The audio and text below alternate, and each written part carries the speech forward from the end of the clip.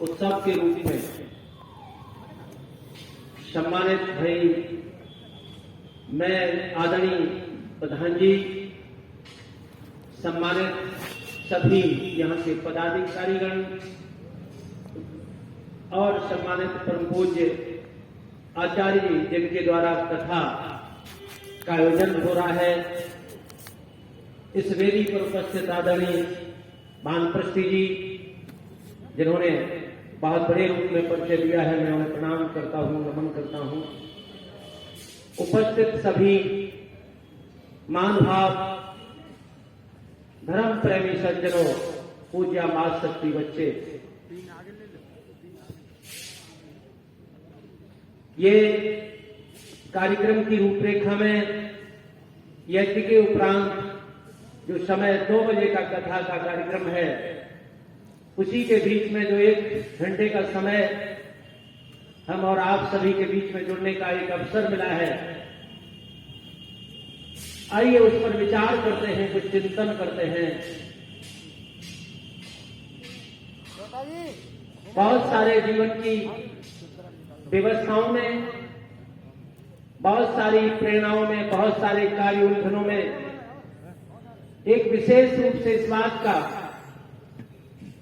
हम सभी के जीवन में स्वयं के लिए कर्तव्य भी निश्चित होता है और समाज के लिए दायित्व भी। लेकिन महत्वपूर्ण यह है कि हम किसी भी मार्ग से हों, लेकिन इस मनुष्य जीवन की सिद्धि और इसकी उपलब्धि क्या हो, इन पटलों पर विचार करना सभी मनुष्यों का कर्तव्य है। ये पहला कर्तव्य है कि हम भौतिक जगत के अन्यत्र साधन व्यवस्थाओं का जीवन की व्यवस्थाओं के लिए प्रयोग तो करें, लेकिन इस विषय पर भी विचार करें कि शरीर के साधन सारे व्यवस्थाएं शरीर की सीमा तक हैं, लेकिन शरीर की सीमा के उपरांत इस मनुष्य जीवन की जो अंतिम इष्ट उपलब्धि है, जिसे ऋषियों ने गाया, वेद दर्शन उपनिषद सभी ने इस बात को माना कि जीवन के 2 ही रास्ते हैं और इन दोनों रास्तों के बीच में चाहे वो संसार के लिए यात्रा करनी हो, चाहे आध्यात्मिक क्षेत्र से बीच से होकर निकलना हो, तो इस शरीर को प्राप्त करने पर हमें भौतिक चीजों की भी आवश्यकता है और उसके साथ साथ मुझे हम सभी की आध्यात्मिक भी महत्वपूर्ण आवश्यकता है, जिसे ऋषिवर देव दयानंद जी सत्यात प्रकाश के नौ में समोल्लास में बहुत सुंदर एक चर्चा करते हैं, संकेत करते हैं, बहुत स्पष्ट दर्शन प्रस्तुत करते हैं कि आपके पास ये भौतिक जगत के साधन हैं, लेकिन आप कहीं अंतिम मुक्ति के लक्ष्य से वंचित रह जाते हैं, तो इस संसार की सारी उपलब्धियां आपके लिए, इस जीवन के लिए महत्वपूर्ण नहीं रहेंगी। और यदि आपके पास ये जगत व्यवहारिक पक्ष को भी श्रेष्ठता से व्यवहार में नहीं लिया गया, तो समाज के मार्ग के लिए भी आपसे कुछ नहीं पहुंचेगा। इसलिए एक परोपकार की दृष्टि से भोग को योग में बदलते हुए और मनुष्य के आध्यात्मिक चेतना को जगाने के लिए आपसे जहां मुक्ति की बात करते हैं, वही भौतिक संतुलन की भी बात करते हैं। इसलिए संतुलन भौतिक नहीं होगा तो फिर मन की चिंताएं आपके वातावरण और जीवन की स्थिति को बिगाड़ देंगी। इसलिए चित्त की जहां महर्षि पतंजलि की बात रख करके कि इस जीवन के लक्ष्य को प्राप्त करना है, तो जहां योगश्चित्त वृत्ति निरोधा अध्यात्म के जगत में चित्त की प्रसन्नता का महत्वपूर्ण कारण है। और उनके साधनों पर विचार करते हैं तो एक और वेद का मंत्र कहता है, देवी नागम सुरित्रा मना दशमन समंती मां। तुम्हारे पास ये जो शरीर है, ये शरीर तुम्हारे बहुत उच्च कोटि का एक ऐसा दिव्य स्थान है जिसमें बैठ करके आप संसार की यात्रा से आप मुक्ति की यात्रा को कर सकते हैं। अष्टचक्रा नवद्वारा देवानाम पूर्ण अयोध्या। ये शरीर कैसा है? इसमें 8 चक्र हैं, 9 द्वार हैं, 5 कोष हैं और उसमें जीवात्मा है। जीवात्मा में विद्यमान परमेश्वर है। इसको जानने के लिए ऋषि ने, महर्षि सत्यार्थ प्रकाश में स्पष्ट करते हैं कि इस जीवन का अंतिम लक्ष्य यदि मुक्ति है तो आप उसे प्राप्त करने के लिए साधन क्या है। और उन साधनों में 4 साधनों की चर्चा करते हैं। पहला है विवेक, दूसरा है वैराग्य और तीसरी है षट संपत्ति और चौथा है मुमुक्षुत्व। संसार के मन और बुद्धि की जो स्थिति बाहर की तरफ हो गई है, यदि अंदर की शक्तियों को जानना चाहते हैं तो बाहर से भीतर की तरफ समेटना पड़ेगा और सारे अशुभ कार्यों में लगी हुई शक्तियों को शुभ कार्यों में लगाना पड़ेगा और भीतर की स्थिति में जाकर के आपको विवेचन करना पड़ेगा कि आपके मन का, बुद्धि का, चित्त का और अहंकार का, ये अंतःकरण की स्थिति में आप क्या क्या जानते हैं, इनका प्रयोग क्या क्या आपके जीवन के लिए है। आप इस शरीर में रहते हैं तो 5 कोष कौन से हैं? अन्नमय कोष, प्राणमय, मनोमय, विज्ञानमय, आनंदमय कोष। ये कोषों की भी आपको जानने की जरूरत पड़ेगी। और यदि आप इन चीजों को जानते हैं, जान करके मन की एकाग्रता से जो साधना, ईश्वर भक्ति की प्रार्थना करने के लिए उद्यत होते हैं, महर्षि लिखते हैं कि इस संसार में यदि परमात्मा की प्राप्ति करनी है तो आत्मा और अंतःकरण की मुक्ति करनी पड़ेगी। वहां पदार्थों की चर्चा नहीं है। ऋषि स्पष्ट करते हैं कि वहां आत्मा और अंतःकरण की पवित्रता में शुद्धता को प्राप्त करते हुए उनके बीच में आत्मा में विद्यमान जो ईश्वर शक्ति विराजित है उसे वही स्थिति में अनुभव करना पड़ेगा। तो ऐसा जब आप करेंगे तब उससे पहले 3 सत्ताओं के ज्ञान में एक ईश्वर, एक जीव और प्रकृति के आपको ज्ञान की दृष्टि से स्पष्ट करने होंगे। और इनके लिए ये लाभ छोड़ना क्या है? दूसरा जो विवेक के दृष्टिकोण में शरीर की रचना, शरीर में विद्यमान भौतिक आध्यात्मिक संतुलन और आत्मिक जागरण से जो महर्षि पतंजलि भी लिखते हैं, यत्र यतनम अभ्यासा अभ्यास वैराग्यम तन्निरोधा। अभ्यास किसका करोगे? जो जीवन के साथ है, जिसकी जानना जरूरी है, और वैराग्य किससे करना है? जिससे जो हमारे जीवन के हिस्से से जिसकी उपयोगिता की आवश्यकता नहीं है। और यत्र यत्नौ अभ्यासा, इतना अभ्यास जो जीवन का साथी हो जाए, जो आपके मन के साथ वो चीज आपके भीतर की साधना की उपासना का कारण बन जाए। ऐसा जब आप करने के लिए उद्यत होते हैं तब आत्मा और अंतःकरण दोनों, अंतःकरण की पवित्रता में आपके ईश्वर भक्ति का प्रारूप तैयार होता है और अगला लिखा ईश्वर की आज्ञा का पालन करना भी भक्ति कहलाती है। लेकिन जहां ऋषि इस बात के लिए प्रेरित करते हैं, जहां शरीर की रचना की चर्चा करते हैं, वैराग्य की चर्चा करते हैं, उसके बाद सम संपत्ति, षट संपत्ति की भी बात करते हैं। शम, दम और तितिक्षा को प्रति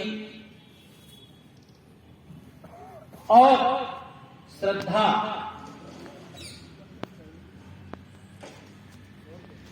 और इस चर्चा करते हुए आप इंद्रियों पे निग्रह करते हैं,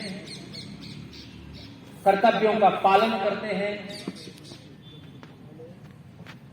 और मोक्षत्व, यदि आपके भीतर से जिज्ञासा सदैव रहती है कि मुझे इस शरीर को प्राप्त करने पर केवल एक ही लक्ष्य को प्राप्त करना है, उसका नाम है मोक्ष।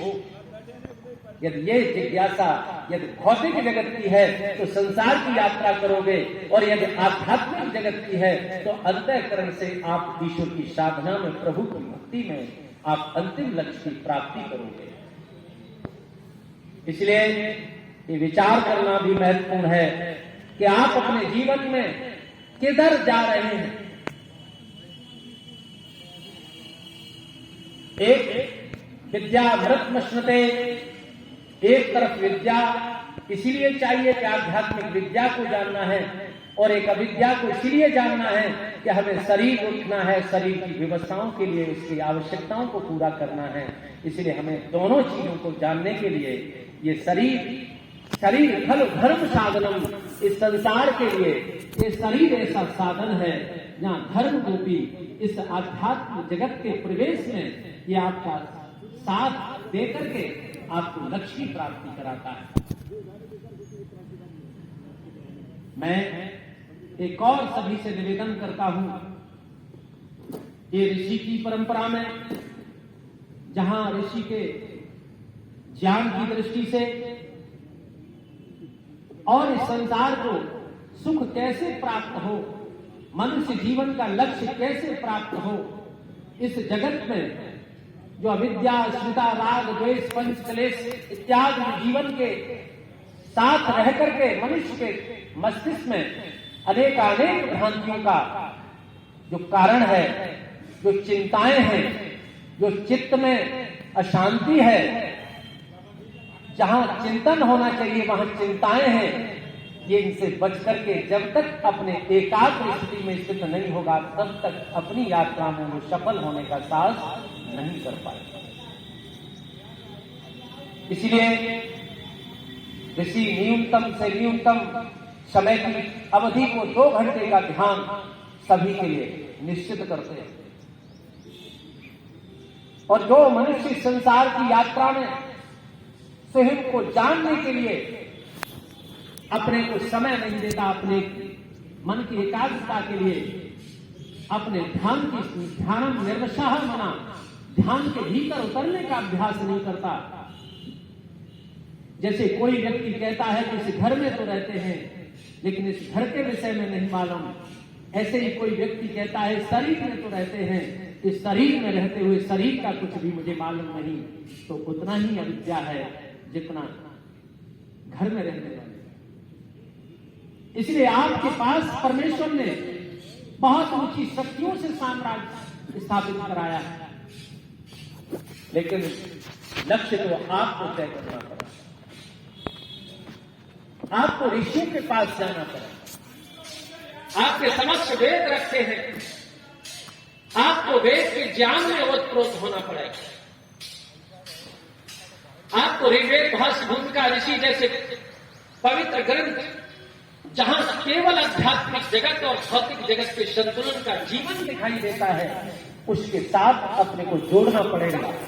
नहीं तो इस जीवन में आप चाहे योग में जुड़ेंगे और तो भोग से बचेंगे, जीवन की आवश्यकताएं तो पूरी होंगी, लेकिन भोग के अवसाद से बच जाएंगे। भोग कितना हो इस पर आप विराम कैसे लगाएंगे, खाया जाए तो कितना, जीवन के साधनों का प्रयोग किया जाए तो कितना। आखिर जहां पर एक स्थिति होती है, यदि उस स्थिति का एक संतुलन है तो वेद और उपनिषद और ऋषि इस बात को कहते हैं धर्म सार निदम जगत, इस संसार में सुख का कोई मूल कारण है तो वो धर्म है। और धर्म वेदो अखिलो धर्म मूलम, आप देख रहे हैं। इसलिए धर्म को भी जानना पड़ेगा। धर्म सत्य है, विज्ञान है, और इस विज्ञान को जान करके अपने जीवन की उन्नति के लिए ऋषि प्रणीत योग दर्शन की भाषा में देशबंध चित्तस्य धारणा, पतंजलि कहते हैं केवल 3 कर्म करने योग्य हैं, यज्ञ, तप और दान। और पतंजलि लिखते हैं स्वाध्याय, तप स्वाध्याय ईश्वर प्रणिधानान क्रिया योगा, करने योग्य कोई कर्म है। इस शरीर को प्राप्त कर तो 3 कर्म करने हैं, और वो तप अच्छे कार्यों के लिए, जो श्रेष्ठ संकल्प है उन्हें पूरा करने के लिए, उन्हें पूरा करने के लिए तप करना चाहिए। स्वाध्याय विष्ट देवता संप्रयोगा, इस शरीर में रह करके जो शास्त्र से जीवन को मिलाता है और जीवन के साथ अपने स्वयं के कर्म और अपने भीतर के विचार और चिंतन पर अपने को ठीक से दर्शन करता है, दृष्टा बन करके देखता है, उस स्वाध्याय विष्ट देवता संप्रयोग, ऐसा प्रयोग कोई करने वाला देवत्व को प्राप्त करता है। और तीसरा है सारे भौतिक जगत संसार की रचना में, इस सृष्टि की व्यवस्था में प्रकृति और ईश्वर और जीव को इस जगत के लिए शरीर की आवश्यकता है, और शरीर के रहते हुए इसमें जीवात्मा का स्थान ईश्वर से मिलने का कार्य है, और इस मिलने के कार्य को समझता हुआ शरीर के प्रयोग तक का तो लाभ लेता है और अंतिम लक्ष्य मुक्ति का रखता है, तो जीवन की सफलता को भी प्राप्त करता है। और ऐसा सभी के लिए ऋषि उपनिषद दर्शन अनेक ग्रंथों में, योग दर्शन में जहां साधना की दृष्टि लिखी है, वहां साधना में केवल योग दर्शन का प्रयोग हुआ है। और योग दर्शन में सिर्फ प्राण और प्राण के साथ भीतर जगत की स्थिति को जानना, ऐसा अभ्यास जिससे ईश्वर, जीव और प्रकृति की स्थिति को ठीक से जान लिया जाए और अपने जीवन की सफलता को प्राप्त किया जाए। आज यहाँ से आर्य समाज के वार्षिकोत्सव में सभी के